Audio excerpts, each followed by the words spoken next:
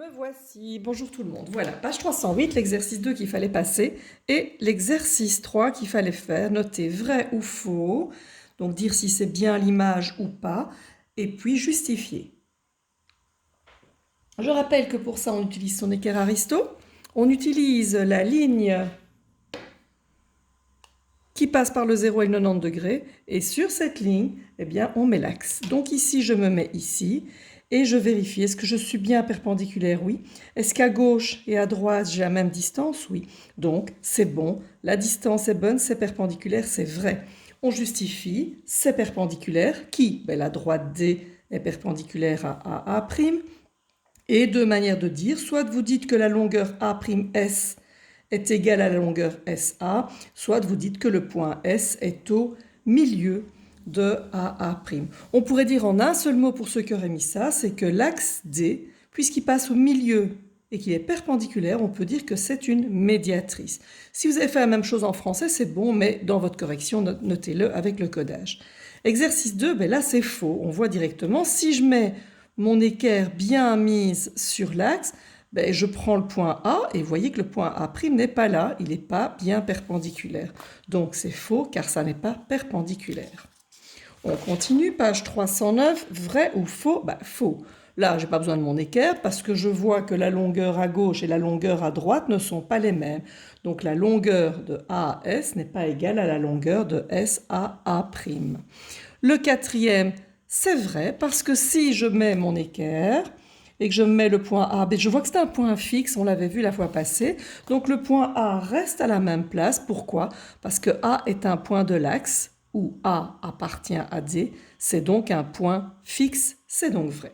Exercice 4 à passer et exercice 5 ici en dessous. Vous pouvez faire une pause, mais comme je trouve que ça ne se voyait peut-être pas super bien, j'ai fait une photo que je mettrai en dessous du devoir pour demain. Maintenant, soyez bien rigoureux quand vous vérifiez ça, carré par carré, c'est pas toujours évident. Vous comptez, il y avait un carré en dessous, un carré au-dessus. Essayez vraiment bien de vérifier ça. Une petite remarque pour le X. Donc, vous voyez que D, quand on faisait l'image, ça devenait D'. Et puis, à un moment, on reprenait le D. Et donc là, du coup, ils l'ont appelé X. Et je ne sais plus pourquoi il y a un point J. Je m'interroge. Voilà, enfin bon, bref. Exercice suivant, la page suivante qui sera à faire comme devoir pour demain. C'est donc la même chose, donc c'est là ce sont des exemples, hein, c'est pas la même chose que ce que vous avez, mais donc c'est ce qu'on vient de faire et de voir pour corriger. Donc vous avez un axe et vous avez 3 points. On va prendre chaque point, mais ces 3 points sont reliés. Eh bien, on va les relier. C'est parti.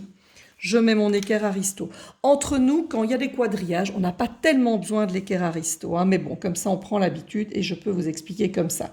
Le A est à droite de 2 carrés, donc A' va à gauche de 2 carrés.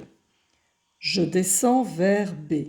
Le B est à gauche de 1, 2, 3, 4 carrés. Je le mets à droite, 1, 2, 3, 4 carrés. Je continue à descendre, le point C est à droite de 1 carré. Je le mets à gauche de 1 carré. Dans une autre couleur, pour que ça soit plus clair, je les relie. C'était un triangle et donc j'ai de nouveau un autre triangle qui se superpose sur le bleu, puisqu'en fait, il y en avait qui étaient à droite et il y en avait qui étaient à gauche, donc ça se superpose, c'est normal.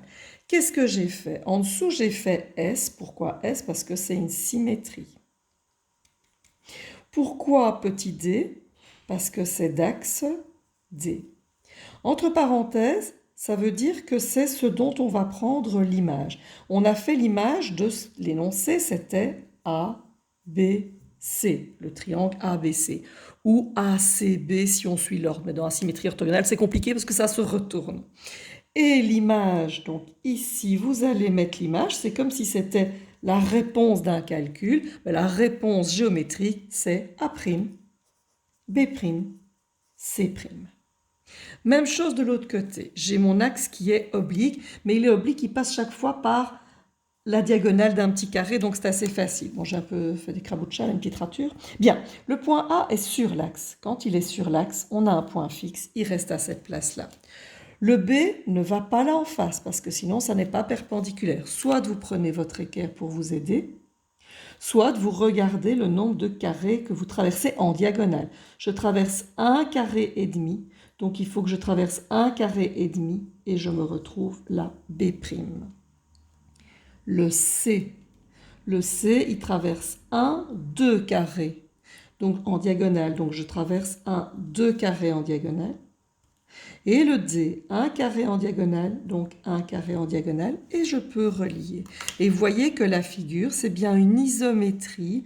Pourquoi? Parce que iso, même, mesure, métrie. Donc les mesures sont les mêmes. Le quadrilatère, c'est un trapèze? Je ne sais pas si c'est un trapèze. Le trapèze? Oui, le trapèze bleu est le même que le vert, ils sont juste pas à la même place, il y a eu un déplacement. Même chose, le triangle bleu et le triangle vert sont pareils. En dessous, je peux compléter, vous avez déjà le début en général, c'est une symétrie d'axe D. Je me suis occupée de la figure A, B, C, D, et la réponse, l'image, est A'.